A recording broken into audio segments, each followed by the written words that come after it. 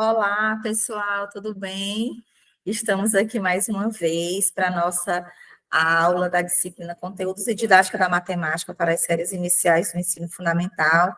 Eu sou a professora Cristiana Damasceno e hoje nós vamos estar trabalhando com o tópico histórico do ensino da matemática, fases e tendências dominantes, tá?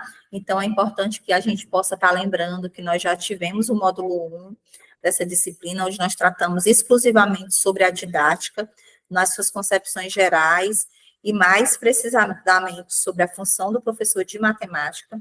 E no módulo 2, nós trabalhamos na primeira aula sobre as bases epistemológicas do ensino da matemática, sobre também a conceituação da educação matemática e de elementos que estruturam, né, que fazem parte da base epistemológica do ensino da matemática. Na aula de hoje, nós iremos falar um pouco sobre o histórico desse ensino da matemática, como que evoluiu para a matemática que nós temos hoje, que a gente chama de matemática moderna, vamos falar sobre algumas dessas fases e, principalmente, vamos tratar nessa aula sobre as tendências da didática da matemática, que são tão importantes e que nós já falamos até na aula passada sobre o uso delas, sobre a mobilização dos conhecimentos em torno dessas tendências para que a gente possa estar, enquanto professor, na sala de aula, estimulando, incentivando os nossos alunos a aprender cada vez mais, tá bom? E aí, para a gente começar, nós vamos estar apresentar em várias propostas, aliás, a história da matemática ela é apresentada em várias propostas como um dos aspectos importantes da aprendizagem matemática, por propiciar a compreensão mais ampla da trajetória, né, da matemática, dos conceitos e métodos da ciência. A história da matemática também tem se transformado num assunto específico, um item a mais a ser incorporado no rol dos conteúdos, que muitas vezes não passa da apresentação de fatos ou biografias de matemáticos famosos. Isso foi dito lá nos parâmetros curriculares nacionais em 98, né, sobre a história dessa matemática escolar, sobre essa educação matemática, né, que mesmo tendo, né, essa compreensão mais ampla, que deve ser, né, um espaço de compreensão mais ampla dessa trajetória dos conceitos, da história da matemática em si, ela muitas vezes é tornada, né, como algo só de trabalhar fatos e dados biográficos dos matemáticos famosos, deixando de trazer um pouco sobre esse histórico de fato do conhecimento matemático. E aí, essa posição ela se manifestou no Brasil de uma forma muito intensa no período em que eram discutidas as propostas de um movimento de renovação da educação brasileira, iniciado nas primeiras décadas do século XX, nós já até falamos também sobre isso na aula passada, que provocaria uma ampla discussão acerca das questões educacionais e ficaria conhecido como movimento da Escola Nova. Né? Lá, no início do século XX, esse movimento da Escola Nova foi muito marcante, muito forte, né, dentro do Brasil, no âmbito das discussões educacionais. E aí, vale lembrar, né, vale a gente trazer aqui um pouquinho sobre o que significa em si a palavra matemática. Ela tem origem na palavra grega, matema, que significa ciência, conhecimento ou aprendizagem, derivando daí matemáticos, que significa o prazer de aprender. As origens da matemática, elas foram se perdendo no tempo, né? Como a gente falou no slide atrás, a história da matemática ela tem se deixado levar apenas pela questão das biografias, dos fatos mais ligados aos matemáticos. E os mais antigos registros matemáticos de que se tem conhecimento datam de 2.400 anos antes de Cristo. Vocês imaginam? Por isso que a gente diz que a matemática ela é um campo de conhecimento milenar. Né? A gente tem aí 1000 anos passados, mas que a gente muito se perdeu, né? Muito foi perdido nesses 2.400 anos, muito mais de 2.400 anos, né? Mas muito também ainda se tem para construir. E aí é disso, né? É esse olhar para frente que nós temos que ter a partir da pedagogia, a partir da didática da matemática, a partir desse conhecimento matemático que nós estamos construindo aqui. E aí a matemática, ela é a ciência dos números e dos cálculos, né? A gente sempre tem, quando a gente pensa em matemática, a gente já pensa em número, a gente já pensa em cálculo, e desde a antiguidade o homem utiliza a matemática para facilitar a vida e organizar a sociedade, né? Dentro do dia a dia, dentro das questões mais lógicas. Então, a matemática, ela sempre está presente na vida humana. A matemática, ela foi usada pelos egípcios nas construções de pirâmides, diques, canais de irrigação e estudos de astronomia. Vocês imaginam quando não existia ainda uma sistematização do ensino da matemática, mas que a matemática era utilizada para construir aquelas pirâmides incríveis, aquelas pontes, todo aquela arquitetura egípcia que até hoje nós admiramos, e que não existia, né, essa educação matemática. Vocês imaginam, se existissem, como que não seria? Os gregos antigos também desenvolveram vários conceitos matemáticos, né, sempre baseados na experiência, né, na experimentação. Há milhares de anos, o modo de vida era muito diferente do atual. Os homens primitivos, eles não tinham necessidade de contar, eles não compravam, não vendiam, portanto, não usavam dinheiro, né? Mas existia, né? Começaram a criar desde a pré-história algum tipo de cálculo. Era um sistema de agrupamento de pedras, ou seja, cada animal eles representavam com uma pedra. E aí já era uma forma de trabalhar com números, né? Com numeração. É interessante que nas sociedades pré-históricas, mesmo sem o conhecimento, volto a dizer, né, mesmo sem o conhecimento sistematizado, eles já começaram a criar essas espécies de cálculo, né, o que veio facilitar em muito a vida do homem pré-histórico. Com o passar dos anos, os costumes foram mudando e o homem passou a cultivar a terra, a criar animais, a construir casas e a comercializar. Com isso surgiu a necessidade de contar. Olha só, gente, como vocês percebem como o ensino da matemática, aliás, a evolução histórica da matemática, ela passa pela evolução histórica da sociedade humana, né? E é interessante que em cada uma dessas fases, mesmo ainda sem uma sistematização, sem uma organização didática, a matemática ela está presente, né? Ela estava presente quando havia a necessidade de criação de meio de transporte, ela estava presente quando tinha necessidade de construções enormes, gigantescas, ela está presente na comercialização, né, no cultivo da terra, na medição dessa terra, tá? Então, foram criados, então, símbolos e regras, originando, assim, os diferentes sistemas de numeração. Aqui a gente tem um exemplo, né, a numeração egípcia, onde os símbolos criados pelos egípcios eram formas de agrupamentos para distinguir as casas decimais. Então, eles criaram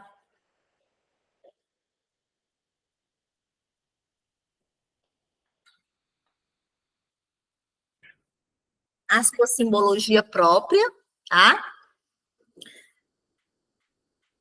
O nosso sistema numérico é o indo-arábico, devido aos hindus, que o inventaram, os árabes por transmitirem para a Europa Ocidental, tá? Então, o nosso sistema de numeração, ele não foi criado no Ocidente, né? Ele foi criado pelos hindus e ele foi transmitido para o Ocidente pelos árabes. A numeração romana, né, que são os números romanos, eles são muito usados nas escolas e também na representação de séculos, de datas, de capítulos e volumes de livros, em leis, né? Está muito presente também nas leis, nos incisos, parágrafos, capítulos, mostradores de relógios. No sistema de numeração romana é utilizado 7 letras que representam os números, né? A letra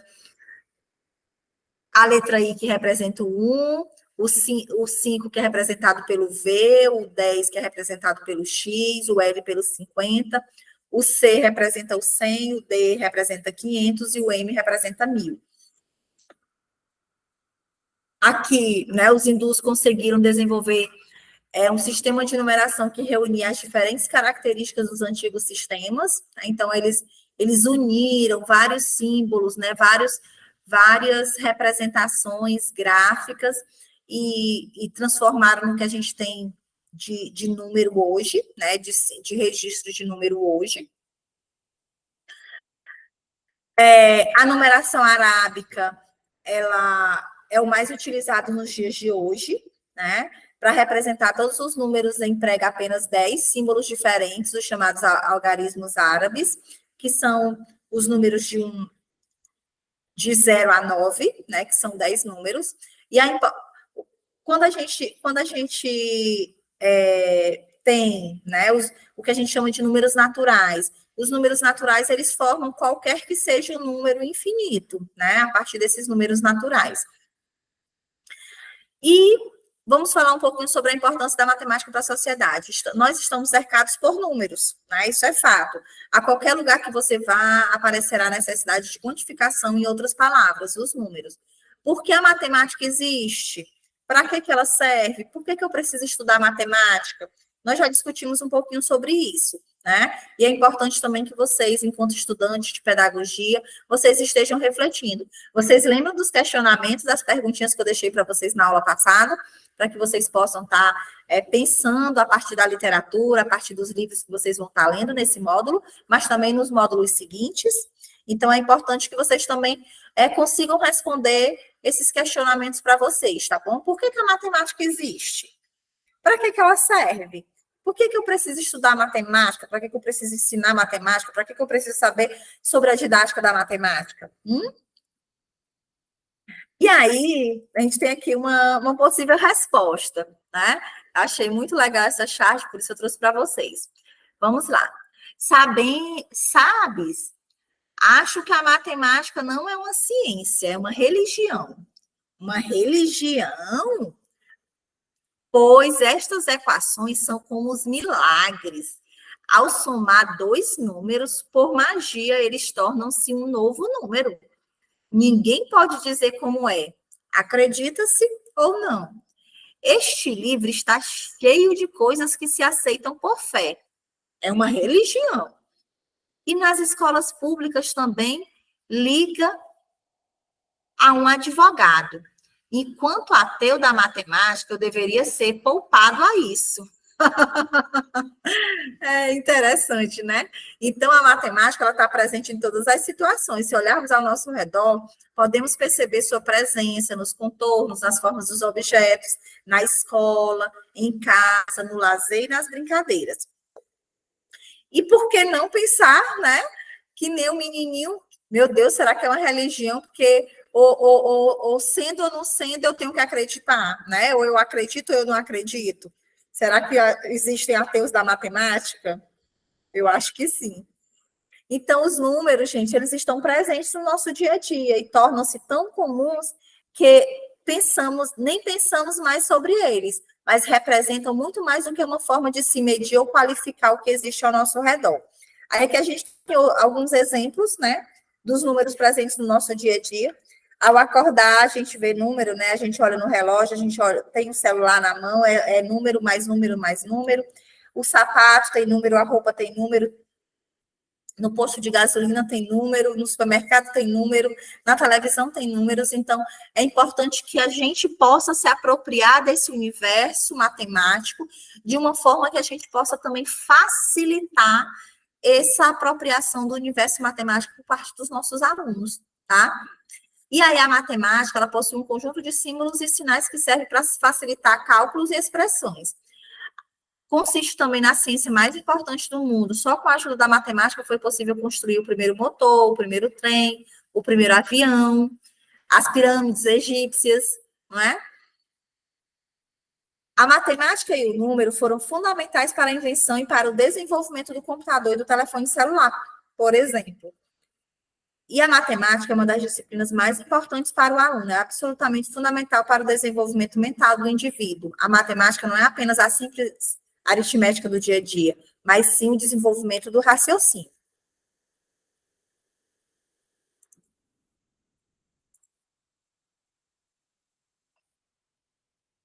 E aí, onde que eu estou? Aqui.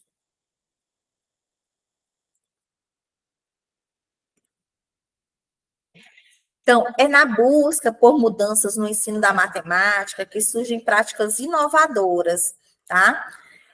E que se destacam como tendências em educação matemática. A pesquisa na educação matemática, ao longo da sua história, apontou caminhos que podem ser seguidos quando se pretende alcançar mudanças efetivas no processo de ensino-aprendizagem.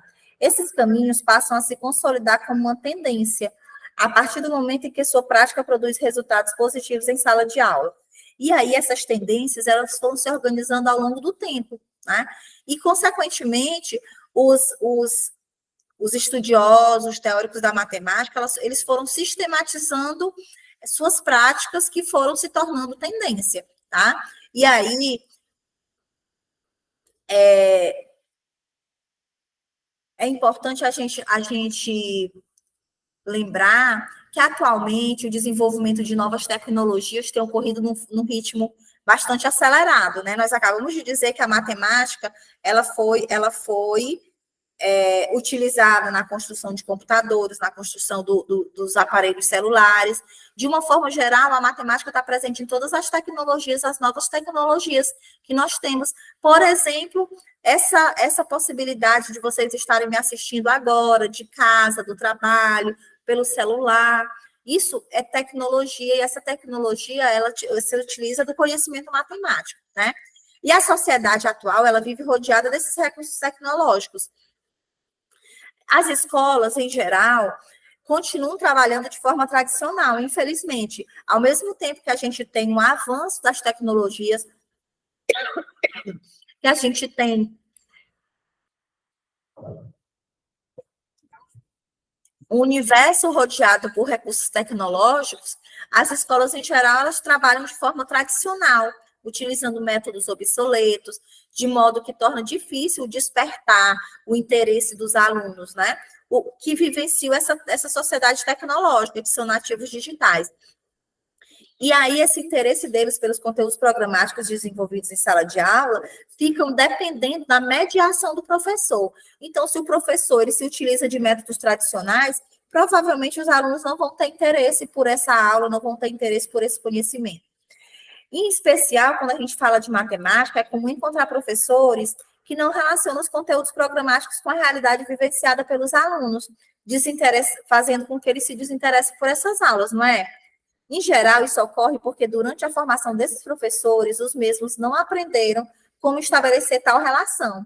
E aí, por isso, gente, que é muito importante vocês terem esse conhecimento, vocês buscarem essas leituras que nós estamos passando para vocês, porque a partir dessas leituras, desse aprofundamento teórico, que vocês vão poder despertar para esse conhecimento matemático, que também é importante, tá? Então, essa pesquisa matemática, ela despontou para essas possibilidades, né?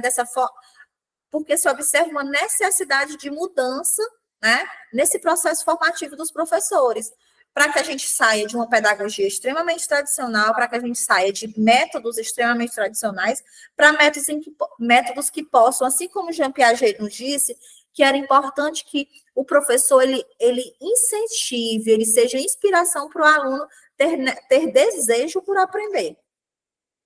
E aí, desde a década de 60, né, dos anos 60, que os matemáticos têm buscado caminhos para melhorar esse ensino da matemática. Para eles, né, para os teóricos matemáticos, o ensino da matemática não está acontecendo como deveria. E essa responsabilidade, lógico, que ela recai sobre os professores, tanto do ensino fundamental como do ensino médio, que é a base, né, da educação.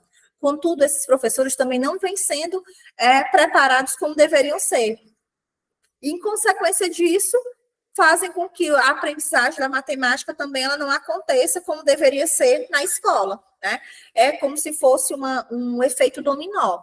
Se o professor ele não aprendeu a matemática da forma correta, ele não ensina a matemática da forma correta.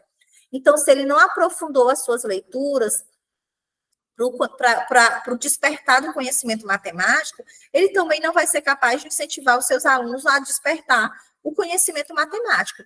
Então, percebendo a grande importância do professor na sala de aula, educadores e matemáticos foram dando passos para a criação de novas metodologias, né, de forma a motivar o ensino da matemática, uma vez que a metodologia tradicional, gente, ela não respondia e muito menos ela não responde mais às expectativas dos nossos alunos, de um mundo cheio de mudança, e aí a gente continuar numa educação bancária, né? Então, nesse momento, atualmente, percebe-se que para ser professor de matemática não basta saber muita matemática, se não conhecer como fazer o papel de educador, como ser mediador, né, desse campo educacional, desse ensino da matemática.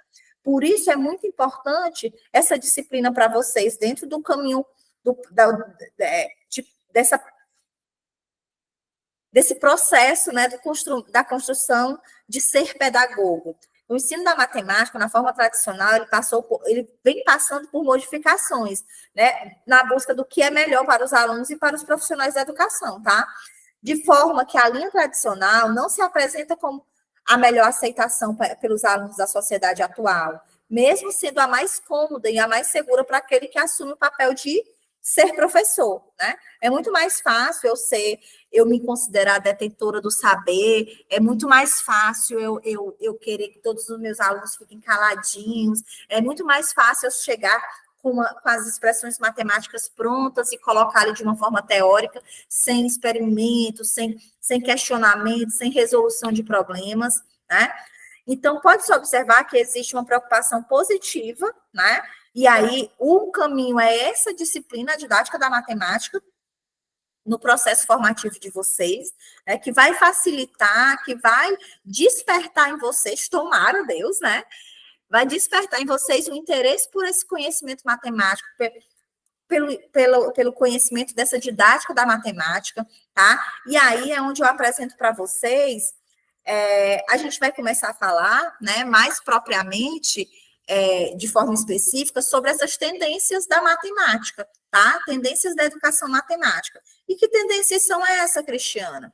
Então, a gente vai falar aqui, a partir de agora, sobre alguns modelos, né, algumas metodologias de ensino da matemática que têm sido utilizadas desde a década de 60, né, que tem sido discutida pelos matemáticos.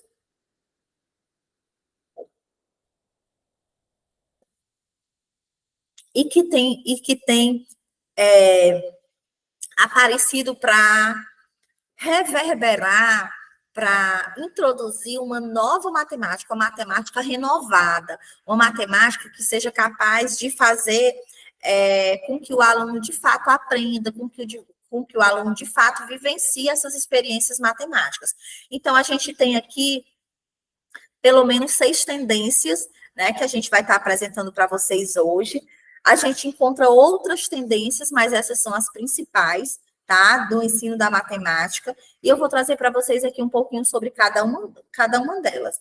Então, quando a gente fala, e aí quais são elas, né? A resolução de problemas, a etnomatemática, a modelagem matemática, as mídias tecnológicas, a história da matemática e as investigações matemáticas. Iniciando, a gente vai falar sobre a resolução de problemas. O que é a resolução de problemas, Cristiana? Ela trata-se de uma metodologia pela qual o estudante tem a oportunidade de aplicar conhecimentos matemáticos adquiridos em novas situações, de modo a resolver a questão proposta. Então, essa metodologia, ela inclusive é utilizada ela é chamada também de metodologia ativa. Por quê? Porque o aluno, ele é o sujeito do processo. Não é o professor que vai trazer o problema, vai propor o problema e vai responder o problema. É o aluno, com seus conhecimentos já adquiridos, que ele vai ser capaz de resolver esse problema matemático. São metodologias diferentes, né? Enquanto na resolução de exercícios, os estudantes dispõem de mecanismos que os levam de forma imediata à solução, na resolução de problemas isso não ocorre, pois muitas vezes é preciso levantar hipóteses e testá-las. Não é necessariamente resolver exercício. Apresentei o conteúdo e eu trouxe uma lista de exercícios. Não, não é isso. A resolução de problemas, ela é o início da aula, é o início da apresentação do conteúdo. Por isso que é uma metodologia, por isso que é uma tendência do ensino da matemática, Entendem? Eu não começo apresentando o conteúdo para o aluno saber resolver o problema. Eu começo resolvendo o problema para que o aluno possa aprender o conteúdo. É o inverso. E esse inverso vai gerar desafio, vai gerar expectativa e vai gerar, consequentemente, o que é mais importante, que é o conhecimento. Polia diz no livro A Arte de Resolver Problemas que uma das etapas principais para a utilização dessa metodologia, né, a tendência de resolução de problemas, é compreender o problema.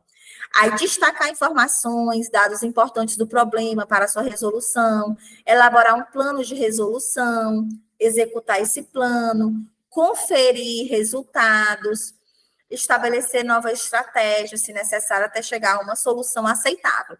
Então, para resolver o problema, é preciso, né, inicialmente, eu vou até corrigir aqui, gente, que assim, ó,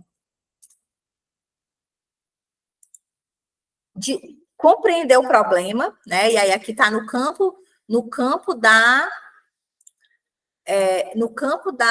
da compreensão, da interpretação, da leitura, né? Compreender o problema, destacar informações, dados importantes desse problema, tá? Elaborar um plano de resolução, e esse plano de resolução pode ser, vamos começar por isso, depois por isso, depois por isso, executar o plano, né? Colocar o plano em prática, conferir resultados, estabelecer novas estratégias, se necessário, até chegar a uma solução aceitável, tá? Essas são as etapas, segundo Polia, da resolução de problemas, tá? Resolução de problemas. Então, a gente trouxe aqui um exemplo para vocês, né? Um exemplo para a gente entender sobre essa metodologia de resolução de problemas. A gente vai começar a aula, então a gente já traz um problema para ser resolvido, tá? O incansável Joãozinho estava se vestindo para ir para a escola e ao calçar seu tênis, ele se perguntou, será que meu tênis é tamanho 32? Porque meu pé tem 32 centímetros? Ele pegou a fita métrica de sua mãe, mediu seu pé imediatamente e constatou que seu pé media 20 centímetros. Qual seria a relação do pé e da medida do sapato, né, com a medida do pé? Foi então que ele perguntou à mãe qual número de calçada ela usava, e ela respondeu 36. Ao medir o pé de sua mãe, verificou que ela tinha 23,2 centímetros. Joãozinho não se deu por satisfeito e foi medir o pé de seu pai, que resultou em 28 centímetros. Será que existe uma forma de relacionar esses dois números, a medida do pé com a medida do sapato? Se existir, qual é o número do sapato do pai do Joãozinho?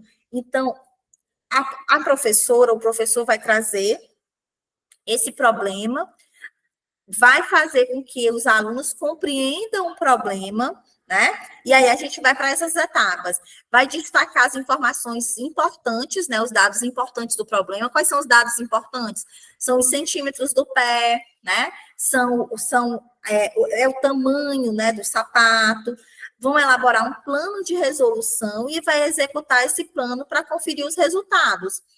E esses resultados, eles podem ser ok, né? Pode ser uma solução aceitável, o professor vai estar construindo isso com os alunos, ou ele pode estar elaborando novas estratégias para chegar ao resultado correto.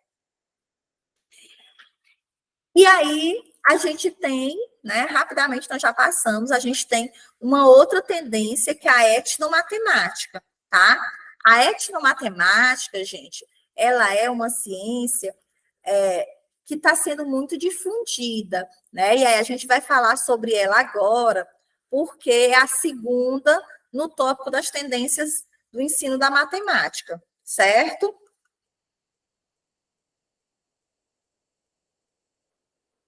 Então, vamos lá.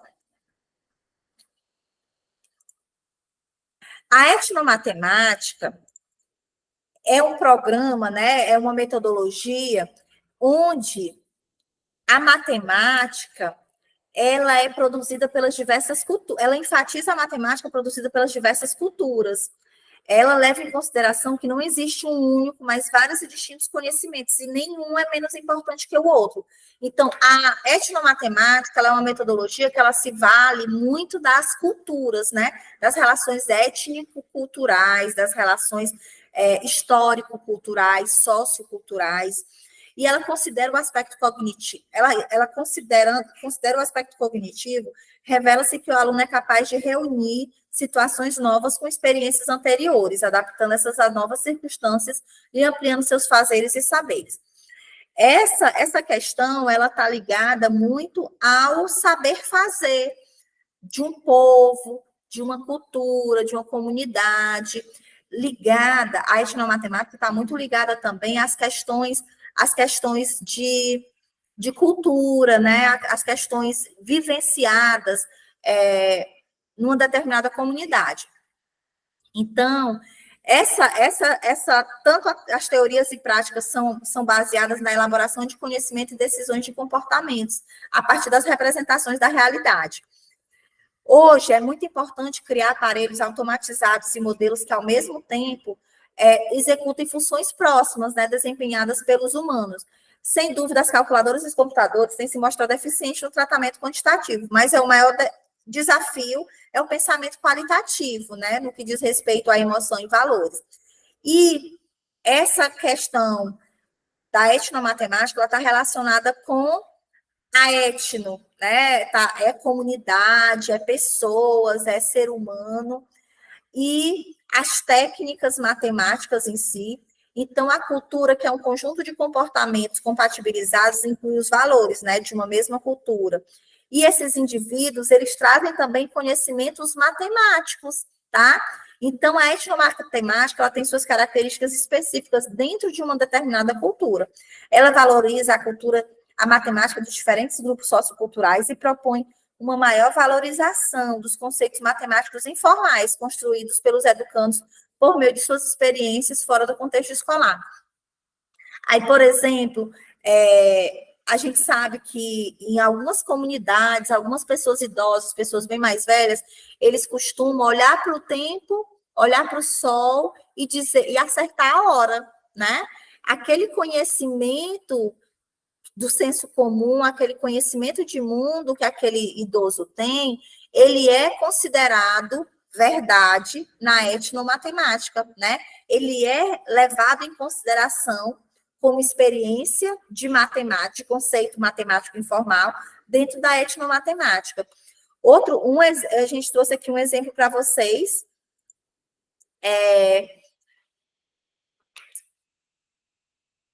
Pensando nessa questão, né, que o Biratã D'Ambrosio, eu já até falei sobre ele com vocês, ele é um dos grandes influenciadores da criação dessa tendência, tá, da etnomatemática. Ele diz que toda atividade humana resulta da motivação proposta pela realidade na qual está inserido o indivíduo através de situações ou problemas que essa realidade propõe. Então, estudar o plantio de maçãs é estudar uma cultura local. A matemática envolvida na confecção de tapetes artesanais na região do Araranguá, é fazer etnomatemática. A matemática envolvida na renda das rendeiras de Florianópolis é etnomatemática. A matemática presente nas artes indígenas de Palhoça é etnomatemática. Então, a matemática ela está presente em várias culturas, em diferentes espaços, através desse conhecimento tradicional das pessoas, tá? E aí o D'Ambrosio, ele apresenta a etnomatemática como um recurso pedagógico. Alguns passos são necessários serem observados para que a etnomatemática seja incorporada no currículo escolar, articulando conteúdos matemáticos às experiências vividas pelos alunos. É importante também fazer encaminhamentos de alguns conteúdos matemáticos, né? Não é que qualquer conhecimento cotidiano vai gerar um conteúdo matemático, mas muitos conteúdos matemáticos são gerados a partir de conhecimentos cotidianos, tá? Então, estabelecer relação entre medidas de litro e de quarta, por exemplo, no problema com as medidas de superfícies agrárias. Além disso, Além disso, fazer relação com a unidade padrão de comprimento, metro, seus múltiplos e submúltiplos e as medidas de superfície, vocês já devem ter visto, né? Pessoas medirem quilometragem por légua, né? A utilização da légua, geralmente, é uma utilização de conhecimento cotidiano, né? Fazer medição de roça por quartas, né? Por litro, aliás, respectivamente, as medidas de litro, tá? E aí, os saberes da comunidade do campo, a gente traz aqui um exemplo, né? Que é justamente esse. A divisão de terrenos, quanto de terreno é distribuído para cada família numa determinada comunidade? 10 litros. O que são 10 litros? É uma quarta, né? Que algumas comunidades chamam litros ou quarta. E quanto que isso mede em metros quadrados? Aí a gente vai precisar se utilizar da etnomatemática, né? Partindo dos conhecimentos cotidianos da comunidade para chegar no conhecimento científico, certo? E aí, gente, nós temos a próxima tendência da educação matemática, que é a história da matemática. A historicização deve estar presente em todas as aulas de matemática. É através da história que conhecemos quais foram os problemas que geraram os conhecimentos que a gente tem hoje. Então, é importantíssimo a gente, dentro da aula de matemática, seja na educação infantil, no ensino fundamental, principalmente no ensino fundamental, anos iniciais, que é o foco da nossa disciplina, a gente trabalhar com a história da matemática. Um dos primeiros conteúdos que eu gosto de trabalhar no primeiro ano é a história dos números, para que os alunos eles compreendam isso que eu apresentei para vocês hoje, que na pré-história, né, as comunidades pré-históricas, elas faziam uso da contagem das pedrinhas para contar os carneiros. É importante que os alunos eles compreendam essa história da matemática para entender até onde a gente chegou, que existem os números árabes, que existem os números romanos, e por aí vai. Outra tendência matemática é a modelagem matemática. Né? A modelagem matemática, Bassanese diz que a modelagem consiste essencialmente na arte de transformar situações da realidade em problemas matemáticos, cujas soluções devem ser interpretadas na linguagem usual. São 3 etapas fundamentais da modelagem matemática, tá? A interação, que é familiarizar o estudante com o tema, a matematização, que é busca formular e resolver o problema na linguagem matemática, e o modelo, que é interpretar e avaliar o resultado obtido. Então, a partir desse modelo, né, a gente constrói essa modelagem. Então, essa modelagem, ela vai ser um processo que envolve a obtenção de um modelo. Lógico, né? Modelagem, modelo. E a modelagem, ela tem como pressuposto a problematização de situações do cotidiano. Primeiro, a gente levanta problemas que sugerem questionamentos sobre situações da vida, né? Que aí a gente vai trazer a modelagem como processo que envolve a obtenção de um modelo. Através da modelagem, o aluno aprende matemática e não a modelagem, né? A gente está falando de conhecimento matemático. É importante chamar a atenção sobre o cuidado que o professor precisa ter a elaborar problemas, né? Esses problemas, eles precisam ser contextualizados, e contextualizar não significa apenas utilizar situações do cotidiano, e sim situações que possam ser significativas para os alunos, certo? Então, assim, podemos contextualizar a matemática na própria matemática, como quando, por exemplo, nos valemos da geometria para atribuir significados à álgebra, e por aí vai. Aqui nesse exemplo de modelagem matemática, a gente tem a necessidade da construção de uma praça, de um estacionamento de uma praça. Né? Aí a gente tem a foto da região, né, onde tem a praça e tem o estacionamento, e a gente tem aqui o desenho, né, que é o modelo da praça, né, uma maquete, uma planta. E aí a gente traz a pergunta: quantas vagas a mais poderiam ser construídas se utilizado um lado completo da praça? Então, a gente tem aqui, né, a medida, e a gente tem aqui, ó, outra medida, que vai ser somada, né, para poder a gente dividir e encontrar quantas vagas de estacionamento são possíveis serem construídos nessa praça. Então, a gente tem um modelo, né, que é a planta, aí a gente tem aliás, a gente tem o exemplo, né, que é cotidiano, faz parte da vida, a gente tem o modelo, que é a praça, e, consequentemente, o cálculo que vai ser resolvido a partir do problema trazido pelo professor. A modelagem, ela incentiva a pesquisa, né? Promove a habilidade em formular e resolver problemas, ela lida com temas de interesse, né? Então, a gente precisa trazer um tema que seja interessante, que gere um modelo que seja capaz de trabalhar aqueles conteúdos matemáticos que são importantes para a série do aluno, e aplicar o conteúdo matemático também vai auxiliar no desenvolvimento da criatividade. Quando a gente estiver falando de letramento matemático, nós vamos voltar para essa temática da modelagem matemática, que é muito utilizada no letramento matemático, que é quando a gente faz uso de situações do cotidiano para que a gente possa estar apresentando, ensinando o conteúdo, a aplicação do conteúdo matemático, tá bom? E dentro dessa modelagem, né, a gente tem as etapas: escolha do tema, formulação, que é o levantamento das informações, a elaboração de um modelo matemático, aí a gente vai para a resolução do problema e desenvolvimento do conteúdo matemático, no contexto desse tema, né? Um tema que seja interessante para o aluno, um tema que faça parte da vida cotidiana dos alunos, da idade dos alunos, e a análise crítica das soluções, que vai ser a validação, né? O resultado, o aprendizado propriamente dito, tá bom? E aí, além da modelagem matemática, a gente tem as mídias tecnológicas. O que são as mídias tecnológicas? São as ferramentas tecnológicas que são interfaces importantes no desenvolvimento das ações em educação matemática.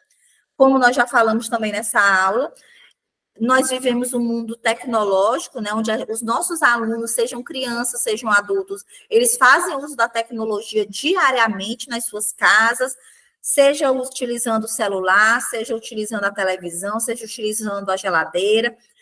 E é importante abordar atividades matemáticas com o uso desses recursos tecnológicos, né, enfatizando um aspecto fundamental da disciplina, que é a experimentação. De posse dos recursos tecnológicos, os estudantes argumentam e conjecturam sobre as atividades com as quais se envolve na experimentação. O uso da calculadora, por exemplo, nas aulas de matemática, é um exemplo dos recursos, né, de atividades interativas que podem ser realizadas na sala de aula, tá certo?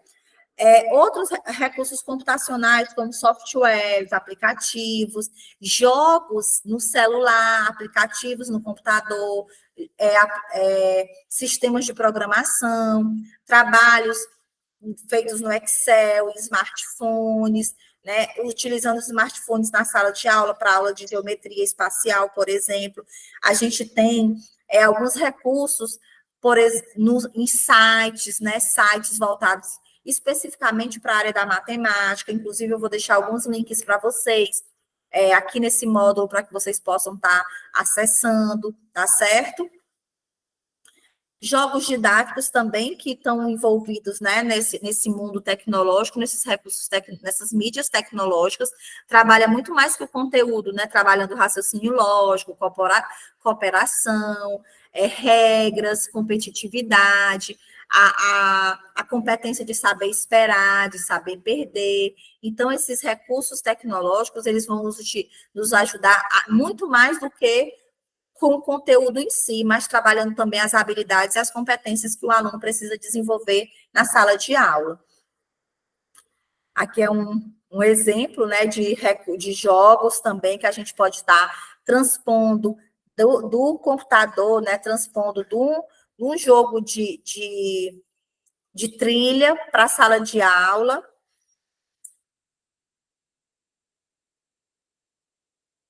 E aí a gente conclui, né, essas tendências matemáticas com a investigação matemática.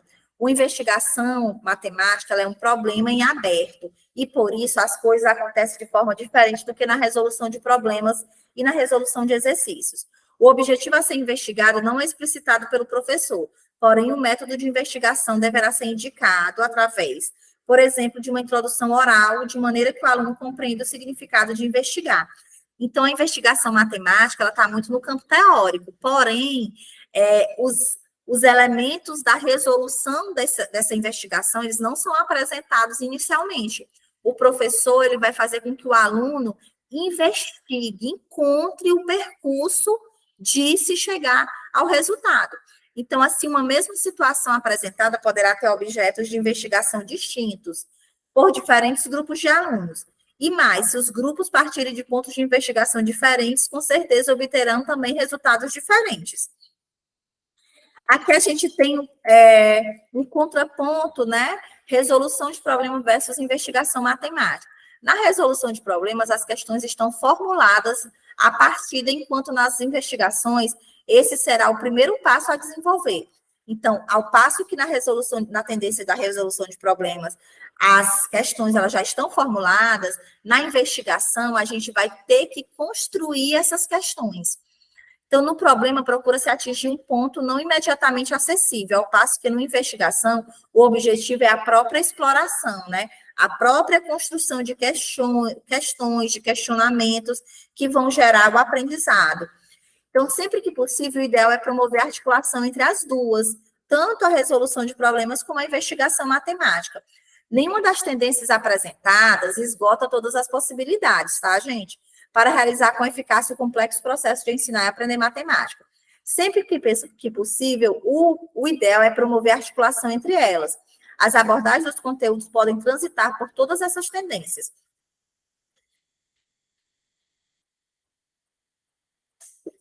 Desculpa.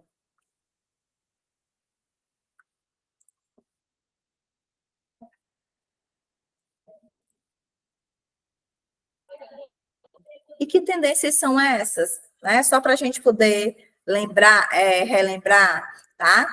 As tendências que nós vimos hoje. Vocês lembram?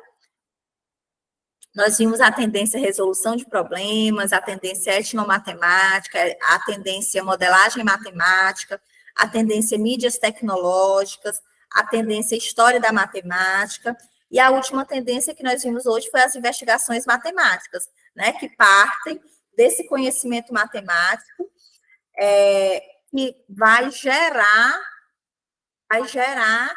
as questões, vai levantar essas questões e, consequentemente, vai organizar o conhecimento matemático a partir dos conhecimentos prévios dos alunos, certo? E aí, eu pergunto para vocês se foi compreensível essa aula. Era aqui que eu ia encerrar a nossa aula, né, com um sentimento de gratidão, tá? Para que vocês possam dar continuidade aos estudos de vocês. Junto com essa aula, eu vou estar deixando os slides para vocês, vou estar deixando também um texto do Biratã D'Ambrosio, que fala sobre as tendências da educação matemática, tá bom? E também aqui nas referências do slide, que eu até terminei passando antes, tem aqui, tem alguns exemplos, né, alguns links para que vocês possam estar pesquisando sobre as tendências pedagógicas, as tendências da educação matemática, tá bom? Então, não deixem de assistir, de acessar esses vídeos, essas informações, porque eles são importantes, esses artigos, porque eles são importantíssimos para o aprendizado de vocês, tá bom, pessoal? Um abraço, eu espero que eu tenha me feito compreender e que a gente continue nesse percurso da didática da matemática. O nosso próximo encontro, nós falaremos sobre o objetivo e sobre a importância da educação matemática, certo? Nós vamos dar continuidade falando de teorias da matemática, de conceituações relacionadas à matemática, e eu espero vocês. Um abraço no coração de vocês e até na próxima aula. Tchau, pessoal!